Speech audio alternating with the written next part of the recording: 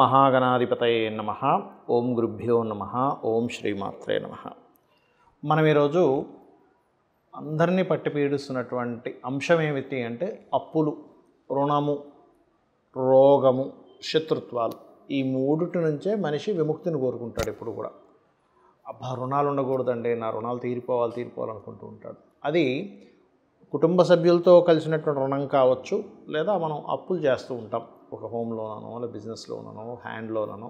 ఇటువంటివి క్లియర్ అవ్వాలంటే హోరా జ్ఞానం బాగా తెలియాలి. అదేవిధంగా మీ లగ్నం నుంచి, లేదా లగ్నం నుంచి తెలియదండి మాకు లగ్నం తెలియదు అనుకునేటువంటి వరకు రాశి నుంచి పంచమాధిపతి ఎవరు, పంచమ స్థానాన్ని ఏ గ్రహం ఉంది, దాన్ని బట్టి మీరు ఏ హోరల్లో మీరు నేను చెప్పినటువంటివి చేసినట్లయితే మీ యొక్క లగ్నానికి తొందరగా మీరు రుణం విముక్తి నుంచి, రోగ విముక్తి నుంచి, శత్రు విముక్తి నుంచి బయటపడతారు అనేటువంటి విషయాలు. అయితే దాని పారామీటర్స్ ఏమిటి అంటే దానికి ఉండే కండిషన్స్ ఏమిటి, అదేవిధంగా ఎటువంటివి జాగ్రత్తలు తీసుకోవాలి అనేటువంటి విషయాల్ని చెప్తుంది నేనైనప్పటికీ కూడా చెప్పిస్తుంది సాక్షాత్ లలిత అమ్మవారిగా భావిస్తూ ఒక్కొక్క లగ్నం గురించి మనం ఇప్పుడు తెలుసుకుందాం. మీన లగ్నము, మీన రాశి. మీనం వారికి కనుక చూసుకుంటే సర్వసాధారణంగానే ఇది కూడా కాస్త స్పిరిచువలిటీ ఎక్కువగా ఉండేటువంటి లగ్నాల్లో ధనస్సు మీనం అవుతుంది. అలా మాత్రమే కాకుండా మీకు పంచమాధిపతి లేదా గురు, శని, గురుకేతు, అదేవిధంగా శనికేతు కాంబినేషన్ కూడా మీకు కాస్త ఆధ్యాత్మిక యోగాన్ని ఇస్తుంది. అయితే ఈ మీనలగ్నం వారికి జీవిత అన్వేషణ ఎక్కువగా ఉంటుంది. అసలు నేను ఏం చేస్తున్నాను, నా లైఫ్ ఎటు వెళ్తుంది, నేను అసలు ఎందుకు జన్మించాను అనేటువంటి లక్షణాలు ఎక్కువగా ఉంటాయి. విదేశాలకు ఎక్కువగా తిరుగుతూ ఉంటారు. అయితే ఇక్కడ కాన్సెప్ట్ అనేటువంటిది మీరు రుణరోగ శత్రువుల నుంచి బయటపడాలి అంటే ఏం చేయాలి అంటే ఎక్కువగా మీరు పంచమ స్థానాధిపతి చంద్రుడు అవుతాడు. కాబట్టి మీరు ఏ మంత్రం చేసినా కూడా ముఖ్యంగా పంచమ స్థానాధిపతి చంద్రుడైనందుకు గౌరీదేవి యొక్క అష్టోత్తరము, రాజరాజేశ్వరి అమ్మవారి ఆరాధన బ్రహ్మాండంగా పనిచేస్తుంది. అయితే మీరు ఏదైనా ఒక సాధన చేస్తున్నారు, బ్రీతింగ్తో అంటే ఓ మంత్రం చేస్తున్నారు, ఎడమ ముక్కుతో తీసుకున్నారు, మూస్తారు, బ్లాక్ చేస్తారు, మంత్రం చదువుతారు, మళ్ళీ కుడి ముక్కుతో వదులుతారు. అలాగా ఎడమ కుడి ముక్కులతో అంటే నాసిక రంధ్రాలతో తీసుకోవడము, బ్లాక్ చేయడము, మళ్ళీ వదలడం, ఇలా చేసినట్లయితే మీకు తొందరగా రిజల్ట్ వస్తుంది మీ లగ్నం వారికి. బికాజ్ ఆఫ్ పంచమ స్థానంలో చంద్రుడు ఊపిరికి, శ్వాసకి కారకుడు అవుతాడు కాబట్టి. అలాగే మరొక విషయం ఏంటంటే ఇక్కడ పంచమ స్థానం చంద్రుడయ్యి అక్కడే చంద్రుడు ఉంటే మరింత త్వరగా మీకు రిజల్ట్స్ వస్తాయి. మీరు ఏదైనా ప్లానింగ్ చేసినా, ఒక రుణం తీర్చుకోవాలనుకున్నా. అలాగే మరొక విషయం ఏంటంటే ఇక్కడ రుణాలు ఎవరికైనా తీరాలంటే మంగళవారాలు తీర్చమని చెప్తూ ఉంటాను. అది తొందరగా క్లియర్ అవుతుంది. దీంతోపాటు పంచమాధిపతితో పాటు పంచమంలో ఏ గ్రహం అయితే ఉందో ఆ గ్రహ హోరల్లో మరింత ఎక్కువగా ప్రయత్నం చేయండి. అయితే ఇక్కడ ఈ కర్కాటకంలో మాత్రం గురువు ఉచ్చస్థితిలో ఉంటాడు, కుజుడు నీచ పొందుతాడు. అయితే కుజుడు నీచ పొందాడు కదా, మరి చేయొచ్చా చేయకూడదా, ఈ కుజహోర వాడచ్చా వాడకూడదా అనుకుంటారు. కేవలం నీచంలో ఉంటే మాత్రం వాడకండి. నీచభంగ రాజయోగం కలిగిందంటే మాత్రం ఉచ్చగ్రహం కంటే కూడా ఎక్కువ ఫలితాలు ఇస్తుంది. అదేవిధంగా గురువు ఉన్నాడు పంచమంలో ఉదాహరణ, అప్పుడు మరింత ఎక్కువ ఫలితాలు వస్తాయి. అది కూడా ఎందుకంటే లగ్నాధిపతి వెళ్ళి పంచమంలో ఉన్నాడు కాబట్టి గురుహోరలు మీకు మంచి ఫలితాలను ఇస్తుంది, అందులో ఎటువంటి సందేహం లేదు. అయితే మీకు ఈ మీనలగ్నం నుంచి 6వ స్థానం రవి స్థానం అవుతుంది, సింహరాశి అవుతుంది. కాబట్టి సింహంలో ఏ గ్రహాలు ఉన్నాయి దానికి సంబంధించిన దానాలు ఇవ్వడము, వీలైనంత మటుకు ఆదివారం ఆ యొక్క దానాలు ఇవ్వడము ఇంకా మంచి ఫలితాలు ఇస్తుంది మీకు. ఇక్కడ కొన్ని కండిషన్స్ గుర్తుపెట్టుకోండి. ఏమిటది అంటే ఒకటి, మీకు పంచమంలో ఏ గ్రహం ఉంది, పంచమం అంటే లగ్నము అని ఉంటుంది మన జన్మజాతకంలో. లగ్నం నుంచి 5వ స్థానం పంచమము అంటే లగ్నం ఒకటైతే ధనస్థానము, మన భాతృస్థానము, చతుర్థ స్థానము, పంచమ స్థానం. ఈ 5వ స్థానంలో ఏ గ్రహం ఉందో చూసుకోవాలి. ఆ గ్రహం మీకు మీ యొక్క రుణము, రోగము, శత్రుత్వాల నుంచి బయటపడేసే క్యాపబుల్ కలిగి ఉంటుంది. ఇప్పుడు మనం చూడండి, రకరకాల ట్యాబ్లెట్స్ ఉంటాయి మెడికల్ షాప్లో. అన్ని ఔషధాల్లో కూడా మనకి బాగా పనికొచ్చేది ఏమిటి అంటే ఏమంటే మీకు తలనొప్పి అయితే ఇది వేసుకోండి అంటాం, సారిటాన్ ఏదో.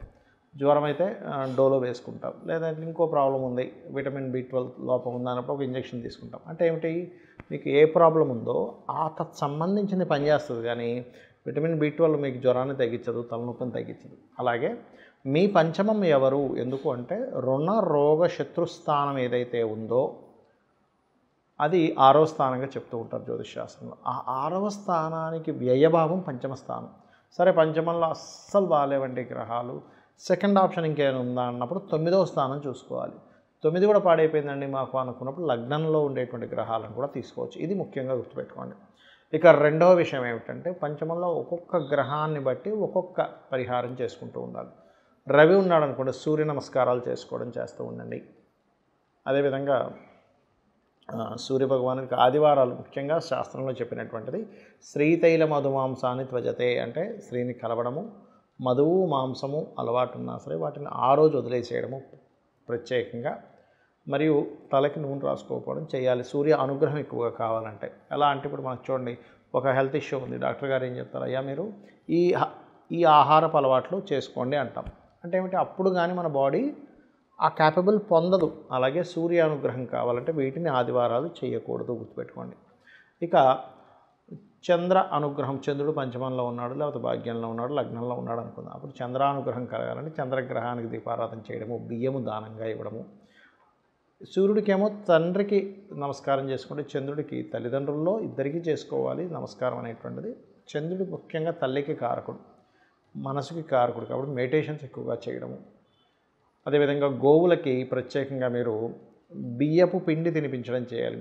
ఆ సూర్యుడిదైతే గోధుమ రవ్వ తినిపిస్తుంది. అదేవిధంగా కుజుడు అనుకోండి, సుబ్రహ్మణ్యేశ్వర స్వామి ఆరాధన, పంచమంలో కుజుడు ఉన్నాడు మీకు ఉదాహరణకి, అంటే పంచమం రుణరోగ శత్రుస్థానాలను తగ్గించేదన్నాం కదా, హనుమాత్ ఆరాధన, సుబ్రహ్మణ్యేశ్వర స్వామి ఆరాధన, అందులో ముఖ్యంగా కుజహోరల్లో చేయండి. ఈ రవిహోర చంద్రహోరల్లో ఇందాక నేను చెప్పినట్టుగా రవి పంచమంలో ఉన్నా లేదా పంచమాధిపతి రవి అయినా లేదా చంద్రుడు పంచమంలో ఉన్న పంచమాధిపతి చంద్రుడైనా ఈ హోర ఎలా చూసుకోవాలి అంటే మీకు ప్లానెటరీ టైమ్స్ అని చాలా యాప్స్ ఉన్నాయి మనకి ప్లే స్టోర్లోకి వెళ్తే, అందులో హోరా యాప్స్ అని కొడితే చాలా వస్తాయి. అందులో ప్లానెటరీ టైమ్స్ కొంతవరకు బాగుంటుంది. అది మీరు తీసుకొని ఇన్స్టాల్ చేసుకొని అది ఎప్పటికప్పుడు మీకు చెప్తూ ఉంటుంది ఈ పలానా సమయం నుంచి ఈ సమయం వరకు పలానా హోర ఉంది అని.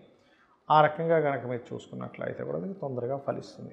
ఇక అదేవిధంగా ఈ గొడవలు ఏవైనా మనకి గెలవాలనుకున్నప్పుడు కూడా కుజహోర బ్రహ్మాండంగా పనిచేస్తుంది జనరల్గా కూడా. అదేవిధంగా బుధుడు ఉన్నాడు పంచమంలో. ఈ బుధుడు ప్రధానంగా ఏంటంటే మీకు పంచమంలో ఉన్నప్పుడు విష్ణు సహస్రనామాలు చేయడము, అంటే విష్ణు సహస్రనామాలు వినడం కానీ చదవడం కానీ. అదేవిధంగా గోవులకి ఆ సమయంలో మీరు కనుక బుధహోర చూసుకుని ఆ సమయంలో కనుక మీరు గోవులకి గ్రాసము కానీ లేకపోతే గోంగూర కానీ తినిపించినట్లయితే గోంగూర అనేటువంటిది కూడా కాస్త బలాన్ని ఇస్తుంది. అందులో ముఖ్యంగా దేశీవాళీ గోవులకు పెట్టండి. అదేవిధంగా ఉదాహరణకి మీకు గురుగ్రహం పంచమంలో ఉంది, గురుగ్రహం ద్వారానే మీకు పూర్తిగా లైఫ్ అనేటువంటిది మారేది ఉంది. ఎందుకంటే పంచమం రుణరోగ శత్రుస్థానాలు తగ్గించే స్థానంగా చెప్పుకున్నాం. ఉపాసనా స్థానము మంత్రస్థానంగా అంటూ ఉంటారు పంచమ స్థానాన్ని. అయితే ఈ పంచమంలో గురువు ఉన్నాడు, దక్షిణామూర్తి స్తోత్ర పఠనం, గోవులకి అరటికాయలు తినిపించడం గురుహోరలో చేస్తూ ఉంటారు. ఇక శుక్రహోర ఫైనాన్షియల్ ఇంప్రూవ్మెంట్స్కి ఎక్కువగా కూడా చేస్తూ ఉంటారు.